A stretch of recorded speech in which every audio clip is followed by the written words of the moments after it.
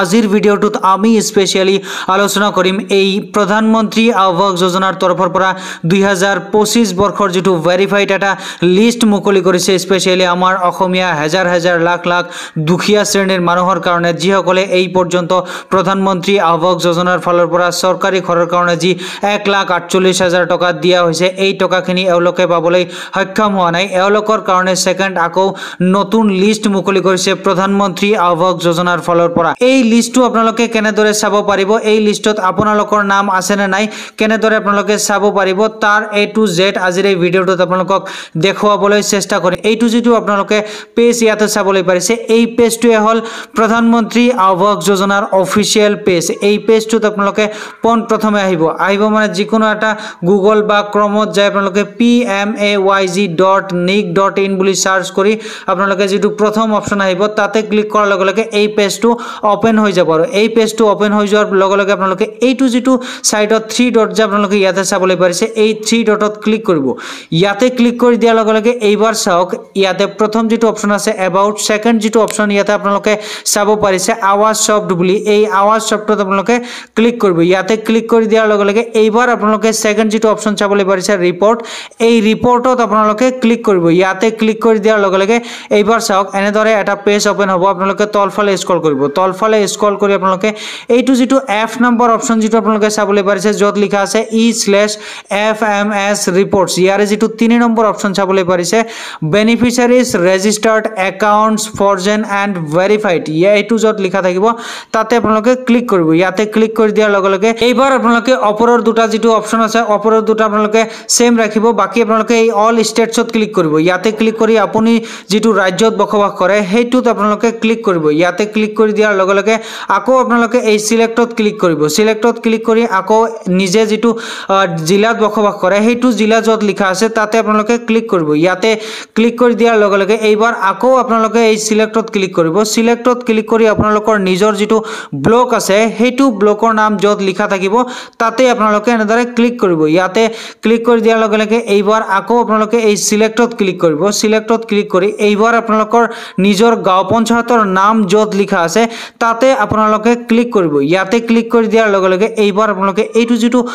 captcha code চাবলৈ পাৰিছে এই ক্যাপচা কোডটো ইয়াতে আপোনালোকে এই খালি জায়গাত ভৰ্তি কৰি এই সাবমিট যেটো আছে এই সাবমিটত সিলেক্ট কৰি দিব আৰু আপোনালোকে নিজৰ ক্যাপচা কোডটো এন্টাৰ কৰি তলফালে স্ক্ৰল কৰাৰ লগে লগে ইয়াতে স্পষ্টভাৱে চাবলৈ পাৰিছে মই যেটো গাঁও পঞ্চায়তত বসবাস কৰো হেইটো গাঁও পঞ্চায়তৰ অধীনত 2025 বৰ্ষৰ যেটো প্ৰধানমন্ত্ৰী আৱাস যোজনাৰ তৰফৰ পৰা যেটো লিষ্ট তেওঁলোকে মুকলি কৰিছে সেই লিষ্ট অনুযায়ী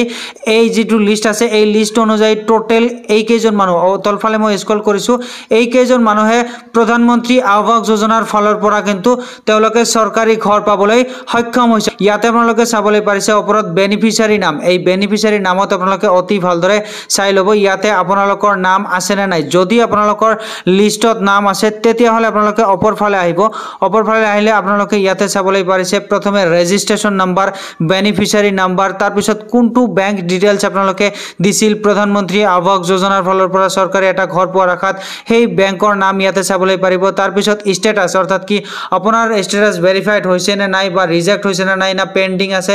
অল ডিটেইলছ এনেদৰে আপোনালোকে চাব পাৰিব তলফালে আপোনালোকে স্ক্ৰল কৰিব নিজৰ নামটো ক'ত আছে ধৰক এইটো নাম আপোনাৰ